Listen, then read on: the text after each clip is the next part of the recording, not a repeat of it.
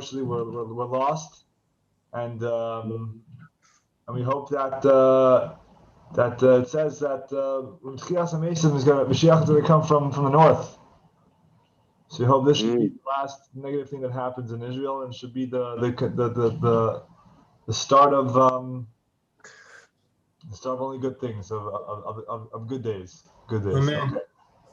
By the way, Rabbi Shimon Bar Yochai is gematria Tchiat HaMesim. Well, there you have it. So it should happen very soon, hopefully before Shavuos. Yep. I was hoping before the end of Lag BaOmer. Yes, we're all hoping before. Yeah. Okay.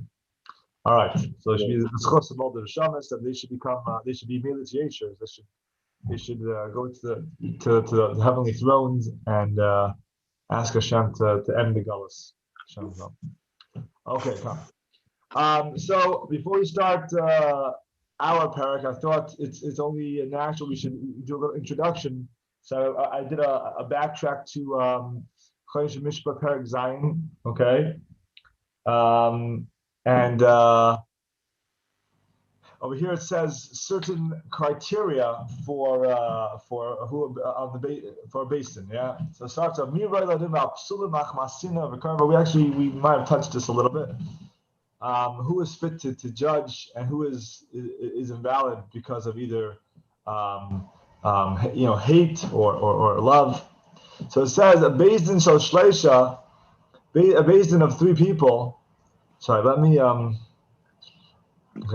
Yeah, basin shel shleisha, a basin of three people is I'm viewing in the library because then I can highlight it. Sorry. Here we go. And then here we go. Here we go. Basin shel shleisha, basin of three people. Shel echad mehem ger. One of them was a ger. Hariz apostle in Israel. Amkin ha'isa imai aviv Israel. So unless one of his parents are Jewish, a ger cannot judge a Jewish person. And I think it's based on a pasuk. I'm sure some people are thinking, why? I didn't check the actual. It probably says it over here. Let me see. Here we go.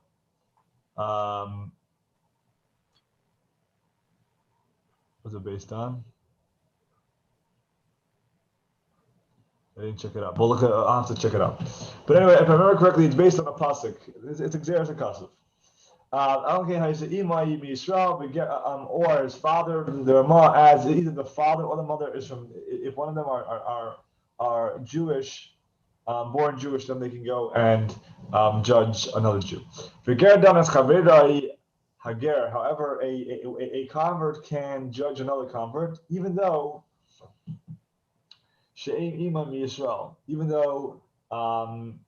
that the judge's mom is not Jewish.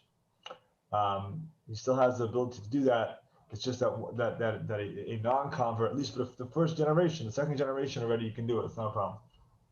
Yeah. But the first generation, then you can say, mamzer v'afilu shlashta mamzerim. A mamzer, a bastard, meaning someone born from a improper marriage. The classic is, let's say, born out of adultery, or a mamzer is if your father or parents is a mamzer. That mamzer is basically usually from adultery. So he's not allowed to he's not allowed to marry anybody. Anyways, we know how the point is, even a mamzer is allowed to judge a girl to anybody. And it says that if someone is blind to one of his eyes, he's allowed to be a judge, but both of his eyes he's not allowed to be, and that is also based on a verse. What the logic is, we won't focus on today. We'll have to, maybe another time we'll look at this. Okay.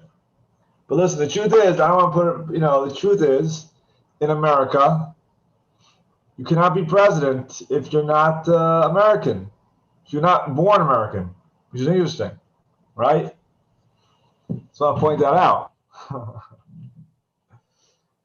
there's this concept that when it comes to certain levels, I mean, I'm not giving any logic here, but there's a concept here that if someone's not born into as a Jew, obviously we accept you, and there are laws that protect the person and don't allow him to be abused in any sort of way. But certain halls of power are reserved for a naturally born Jew. Okay, but it's subject for another discussion. Okay, let's continue. Now let's go to what we learned today. So now, if someone comes to be pasul, someone comes to disqualify the judge, right? Shabir Chavir, that his friend has chosen, whether it's because lunis, whether you want to say that this person is a thief, right? And a thief cannot be a judge. Or be pisul mishpacha, or let's say you want to say that he is, because of his mishpucha, because of his family, he's not allowed to be a judge. Either, as we stated above, meaning he's born from a convert, or something like that, or ain't Shem light. We not listen to him. Afilu eight echad made kidvarav. And even if he has an accomplice with him, one accomplice. If you'd have two accomplices, it would be different. If you'd have two accomplices, it would be two witnesses, and two witnesses, right, establish the reality of things. But we know one aid, even though ours, we know sometimes aid echad never be certain. There are times that a one witness will be believed. That's usually by isur, by kosher and things like that. Then you believe one aid, right? When it comes to monetary matters and life and death, then you need two witnesses. Now, what is the basis of this halacha? So this was a Gemara, right? So the Gemara there's a machlekes between the rabbis and Rav Meir, and it's based on the Mishnah in Zahabayrer. And the Mishnah says that both sides choose a dayan or basin, goes back and forth. And the main idea that comes to the fact that when it says that they also had an argument about whether you can whether you can disqualify the second party's choice, and the answer is you cannot disqualify it. And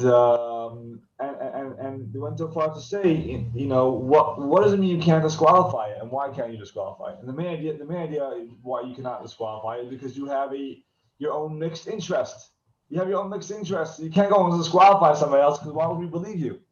That's also why we don't allow you to team up or to join another party. Why? Because the same idea, right? That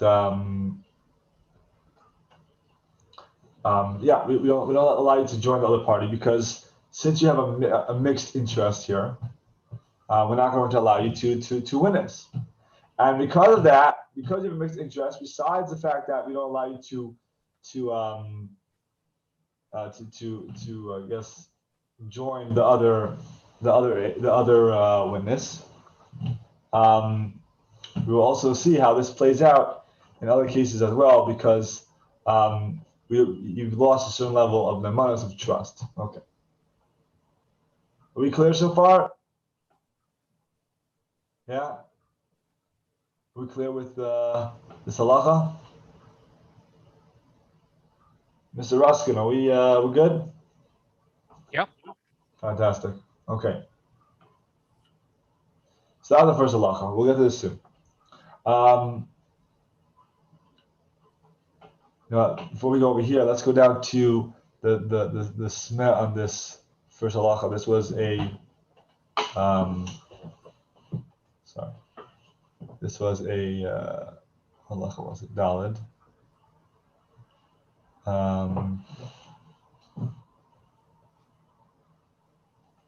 Okay. So what does it mean that someone says that I don't want your dying because pasal mishpacha, because his lineage is not good? What does that mean? So the Smer comes, Meir Sinai, he said like this. Meaning what pirush? For example, he says this guy comes from slaves, or he comes from converts.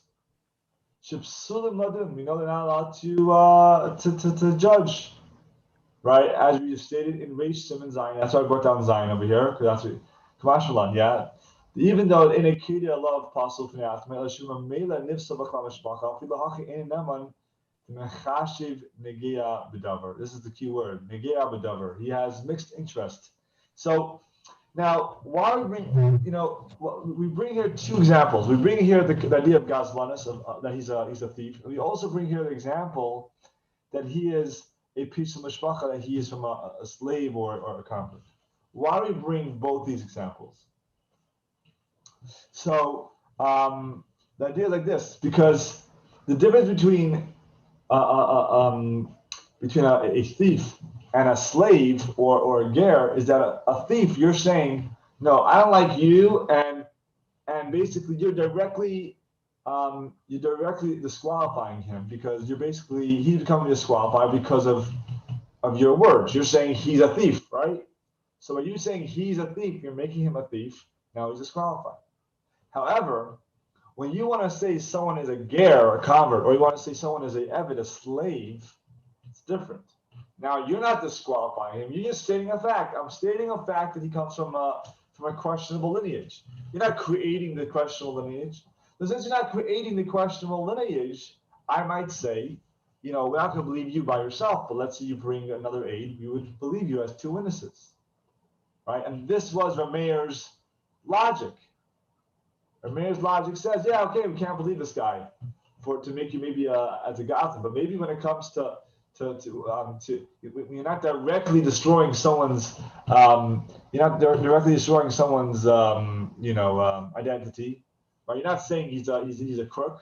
I'm not saying you're a crook. You're a beautiful person. Nothing to do with you. It's a side thing.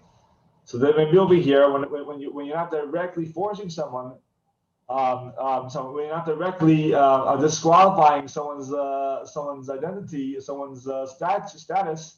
So we would say you could become part of the edus, and it's not considered that you have so much interest. Obviously, you have interest, but your interest is not creating the problem. But the rabbi said no. Even over here, it's a problem. Because the fact that you have any sort of interest into the situation, this disqualifies you as a dad. I think that's a great concept. Okay. That's the smet. And let me see, is there a... No. Okay, let's continue. Next piece.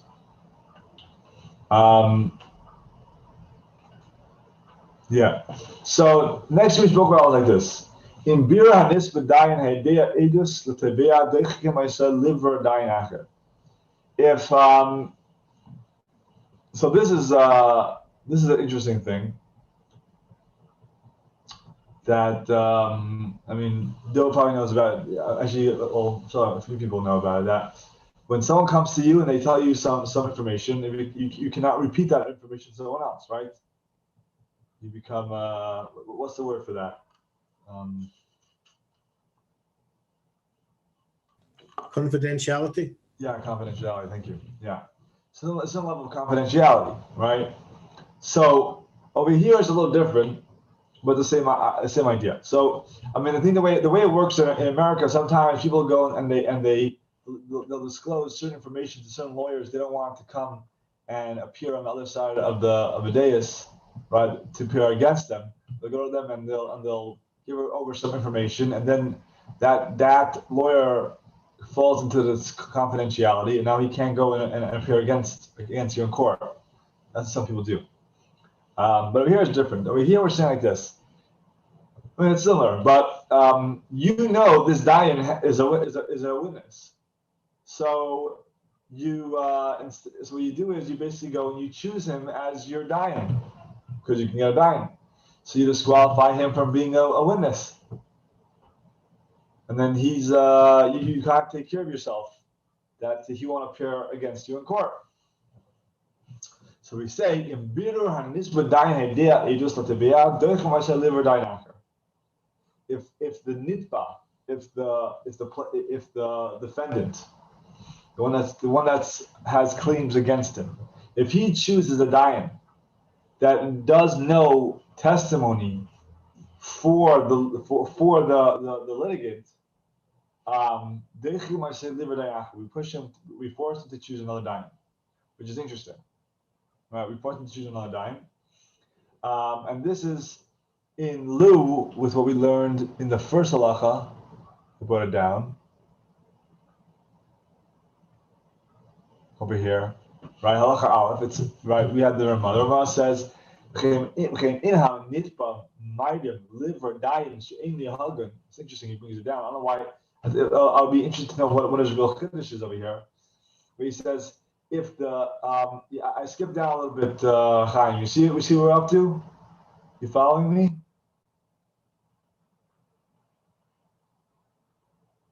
Yeah. So it's like this, yeah. In nitva, it's a little bit lower in the page, but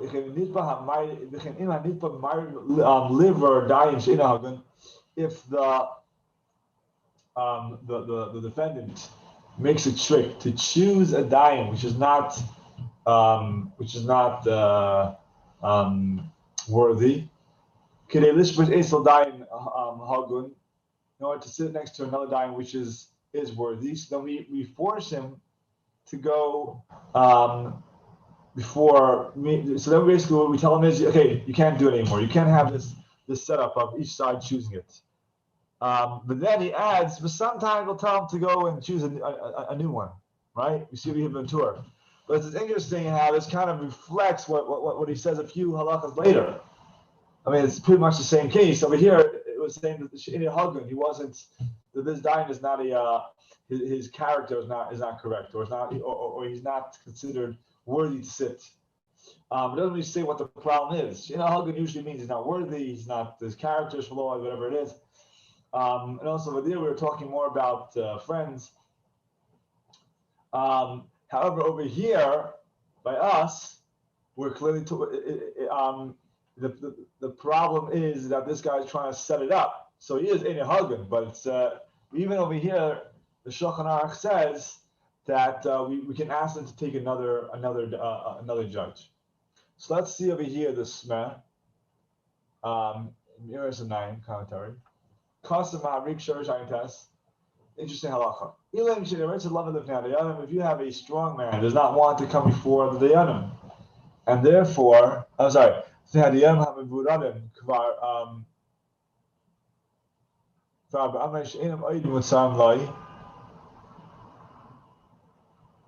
One second, maybe over here because it's changing around. Yeah. So let's say you have a strong man. He does not want. So basically, both sides choose a dayan. Okay. And now this gentleman doesn't want to come in front of those dayanim. Okay. But I'm right because he says they're not good enough for him. They're not proper for him.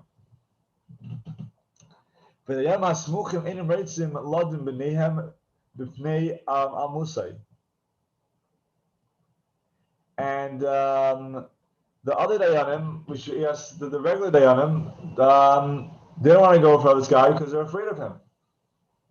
So then you force him to go in front of these dayanim who he doesn't like. It's interesting halacha. This is what the Maverick says. So I mean, it sounds to me like it's the opposite over here. He goes and he chooses his dayanim. Then he doesn't like them. He wants to go in front of the regular dayanim. We say no. You chose them. This is now your mechuyev to go before these people. We'll force him to go. Interesting. Okay. Let's go on to the next halacha over here. Okay. Let's say the dayanim need to ask something from another beis din. They don't know what it is. And now the context over here really is because we're talking about Zabla, right? We're talking about the choosing people. A lot of times, unless you call according to the Shach, a lot of times the Dayanim are not necessarily the example. Even the Shach, who's a more stricter opinion, he says you have to make sure you pick Talmidei Chachamim, people that know how to learn. But we're not talking about over here great Dayanim, because the great Dayanim are the ones who are being paid by the city or who already have a Dayan. Zabla is basically you don't don't feel confident in a regular setup, so you take in some stam people. You go into your shul, you see someone who does daf yomi, something like that. Okay, this could be my Dayan, right?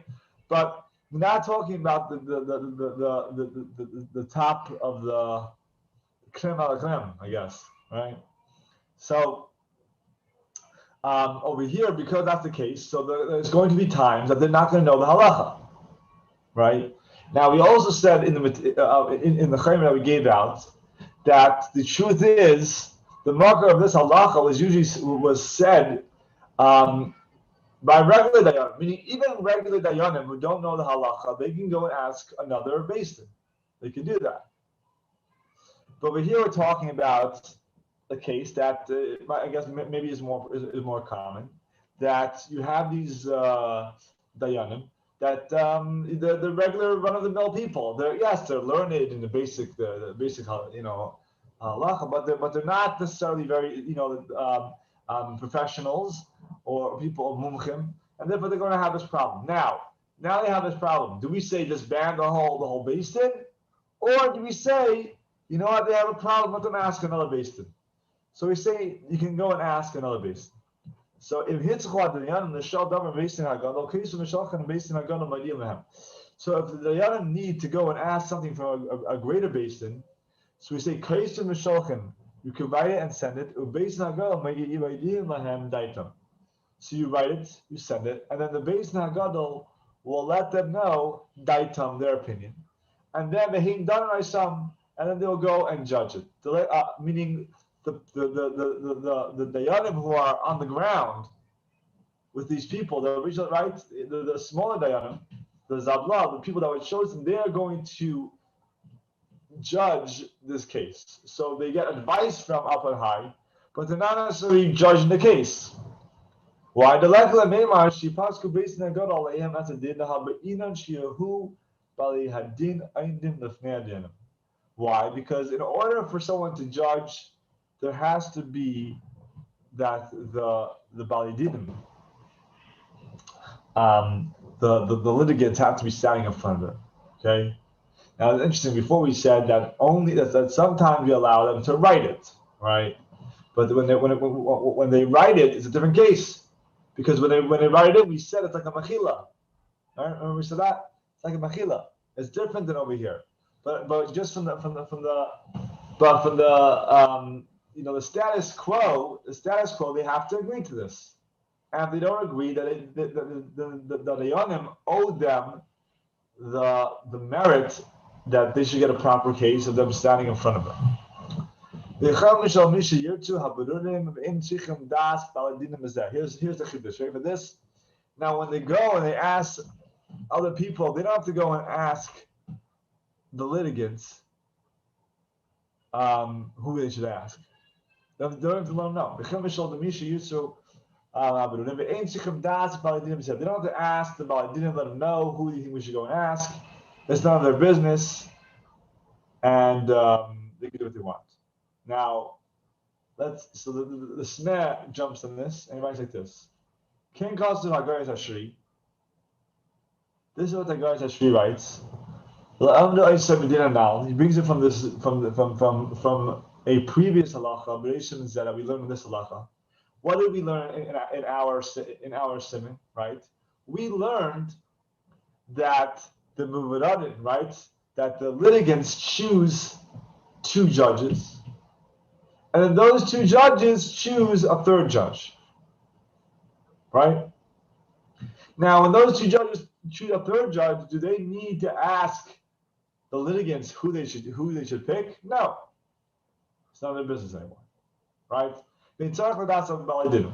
So So this is what he says. He says, just like the Baladinim, just like the judges don't need the opinion of the litigants as to who should be the third judge, so too the judges do not need to ask the Baladinim who they should converse with for advice when they have a problem.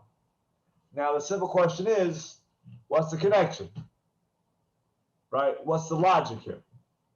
Yeah. Okay. So let's go to our Zarua that I found. And then we'll go back to this afterward. This is the last halacha. I said we might as well do it.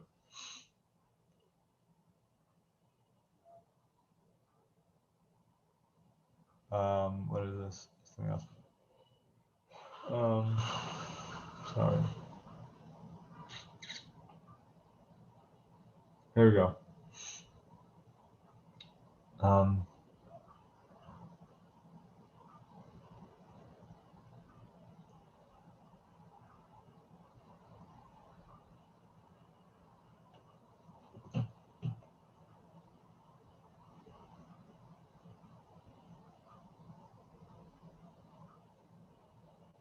Okay, let's start off from over here. Okay. So this is the Gemara. The Gemara was talking about the Meir and Chachamim, and what we're going to do, our Zarua is first going to talk about in general the concept of picking new judges, and then he's going to link that to the concept of the judges going once they're picked in their spot, going and asking a greater judge, and he's going to show the common denominator, the thread that kind of goes through the whole these two concepts. And this is based on over here. It says that the Geret Hashri said this is the name of the Ar Zarua, so check out the Ar Zarua. Okay. So let's go like this. So the Meir and Chachamim, they're the two. They're arguing by us in the Mishnah of Sanhedrin, in the Talmud. They're having an argument. And the question was, do the third judge that these two judges pick, do the litigants get a say or not? Right? That's the famous. That's what we're talking about right here. Do they? That's a big question. Do the litigants get a say or not? We paskin no. But this wasn't the case. There was a machlekes. So Meir said yes, and Chachamim said no. Now the Chachamim are the majority. We probably follow the majority, and that's why today they don't have a say, unless, well, depends when. But if it would be a case of din, right? If it would be a case of din, they wouldn't have a say. Yeah. The Kaimelan we learn out like the Chachamim. The lay be'ina das baladinin ella hadayan atzman boyin lehen ashlishi. She learned like the chacham that the lay be'ina das, they don't need das. Sorry, the lay be'ina das the baladin le'yam atzman boyin lehen ashlishi davke be'yanam ikuk kipida yishama yivaru baladin adam. She agav ikuk bushes le'yam and leisha b'mayla shalom. So it's like this. So we pass in that like the chachamim that you only that basically only the judges get to choose the third one. The davka b'dayanim ika kapida shama yivardu balidinin adam sheina hagan ika baishas l'dayanim leishav. Could we say basically we're only worried about regular people choosing judges that are not going to be trustworthy, but we know dayanim in general we trust them.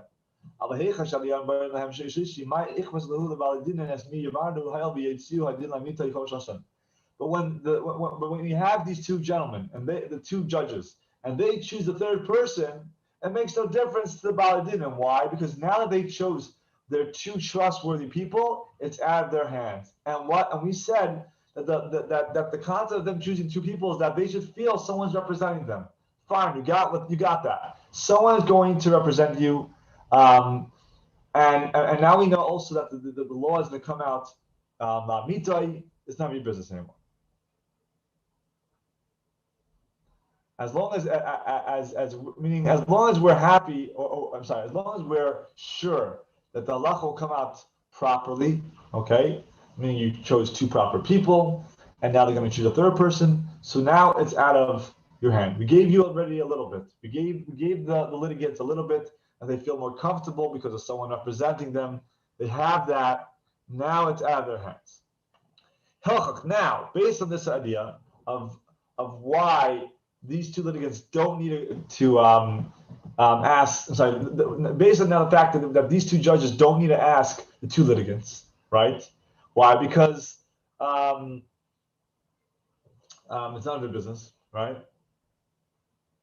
So now we can go and understand what it says, that if the two judges don't know the three judges don't know the halacha, they can go and ask any court they want, and they don't have to ask the advice of the litigants as to which court they should ask advice from. Where that over here we can learn out that where the two dayanim were chosen.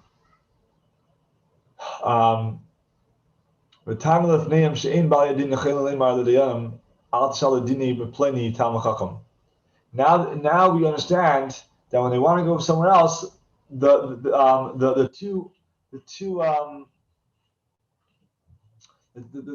litigants cannot tell the basin, don't go and ask these people. We go ask someone else. Why? Because we said already we don't need the das baladinim. We don't need it. Their das stopped at choosing, meaning our reliance on the litigants stopped when they chose their two judges. When they chose their two judges, that's the last part. Now they're out of the picture. We don't need them in the picture anymore. They came, they did what they needed to do. They feel, they should feel now happy that someone's going to represent them. They should feel happy now that their din is going to, their opinion will be presented properly. Fine, but now they're out of the picture, and now the basin of the court is going to take it from here.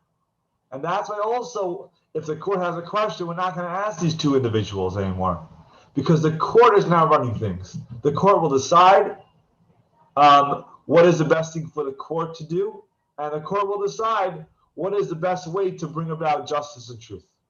Yeah.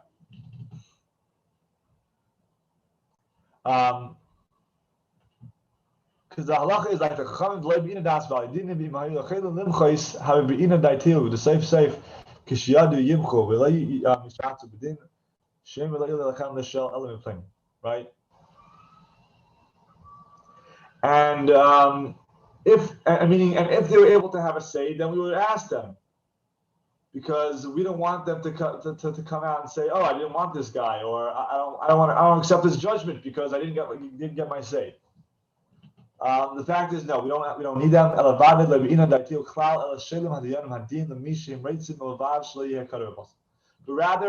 dayanim can go and choose whoever they want, as long as there's no relationship between the dayanim. It's okay.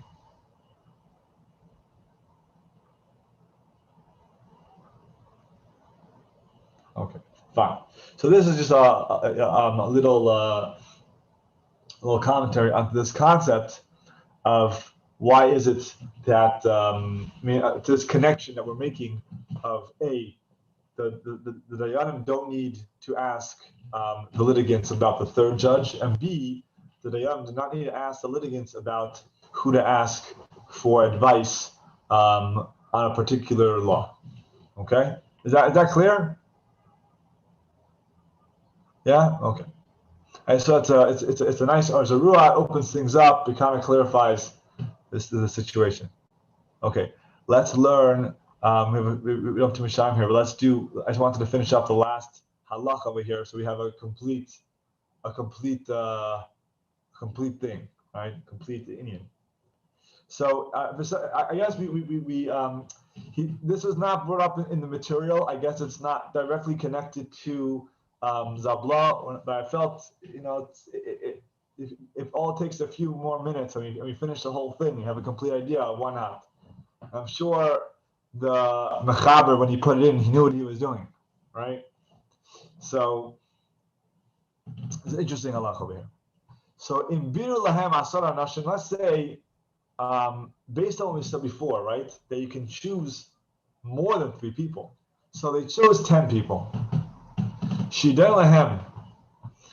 They should judge for them whether it be din or whether it be pashara, right? Pashara is coming out with a deal, or okay.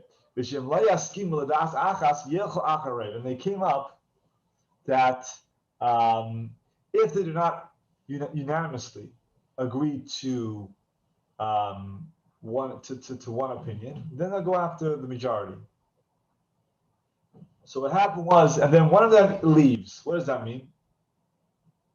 Meaning he says, I don't know, or he says, I'm not saying my opinion. So then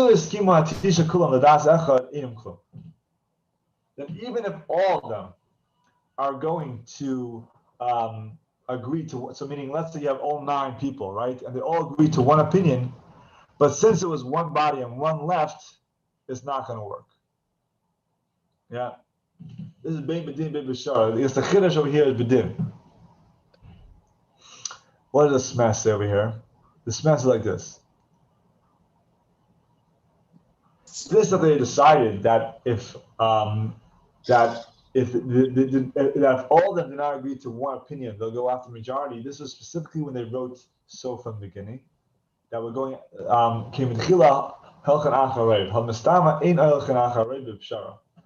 So he says over here, it depends what the situation is.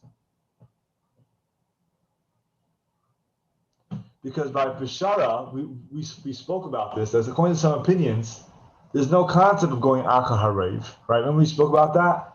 That according to a lot of people, by Peshara, especially according to the Tzemach Tzedek, you're supposed to go that this should be, Peshara is not an argument, a Peshara is working out a deal.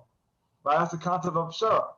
So there's no idea, he says this, that. No, we're all here together. And that's why we all came together. That's the Peshara. So he's saying over here that that this idea is that, sometimes we'll go after a majority, sometimes we'll go after unanimous agreement. This only happens if you decide this from the beginning. Because if not, then it's not going to work. And similarly,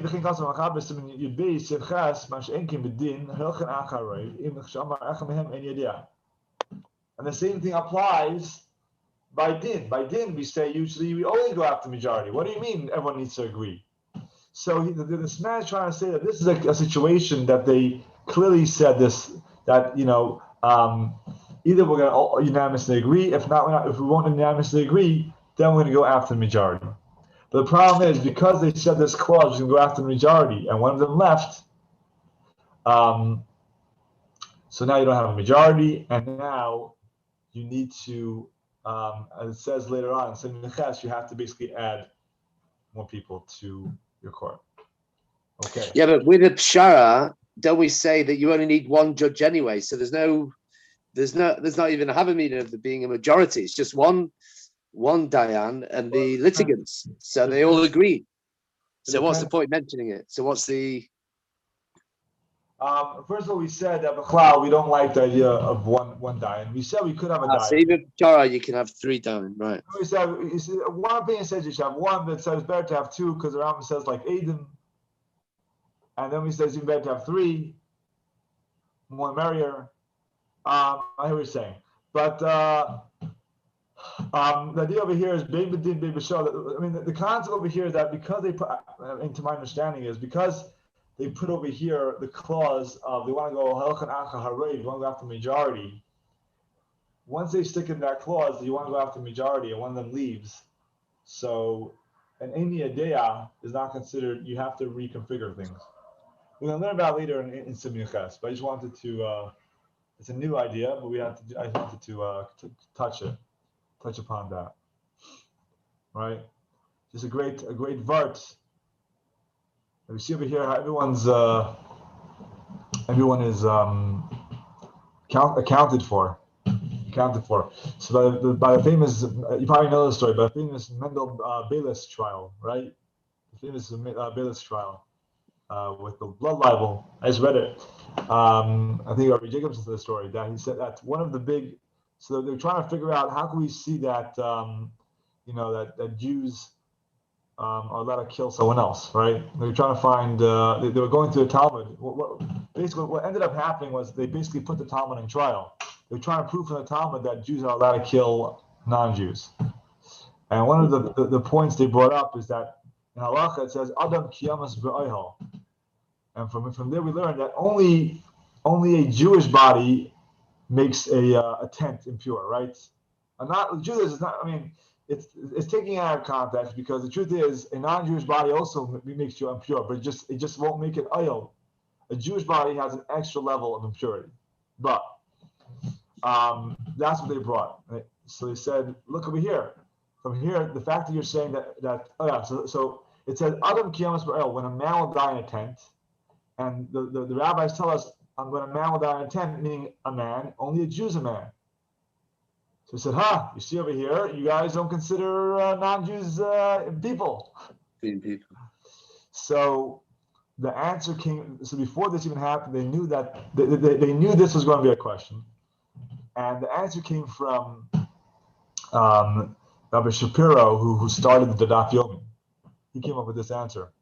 And he says that Adam is the only expression that there's never going to be, it's never said in plural. You never see Adamim.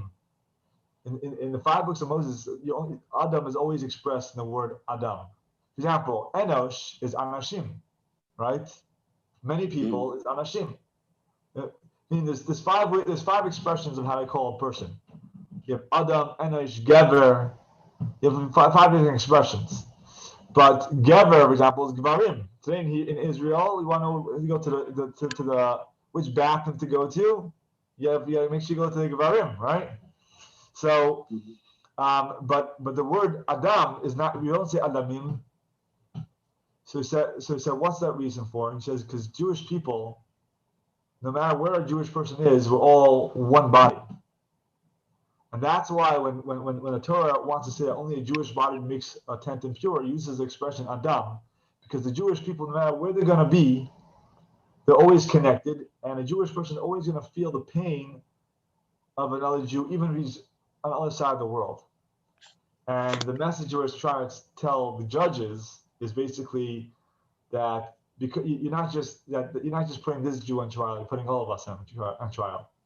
But I guess the connection to what we're learning over here just came up because we're talking about different people. That even if one judge says he doesn't know, it kills the whole thing. But also, what happened in Iran. This is a world. When one Jew has pain, especially 45 Jews or whatever, all these Jews that have pain, it's a world catastrophe. Every Jew feels it, and therefore, because all Jews are connected, and hopefully with the schus of us learning today, we should bring healing, and says Torah is the ultimate medicine, and it should bring healing. And it says that when God is going to be menachem, console us, it's going to be a consolation that's not going to just when a regular person consoles someone, the pain's still there, you just console them. But God's consolation takes away the cause. So it should be speed in our days. Shem's help. Mm-hmm. All right, thank you, everybody. Thank you. Thank you very much. Thank you for learning today with me. Always a pleasure. Bye. Thank you. Have a good week, everybody. Besot Tovot. Only good news in Klal Yisrael. Mashiach now.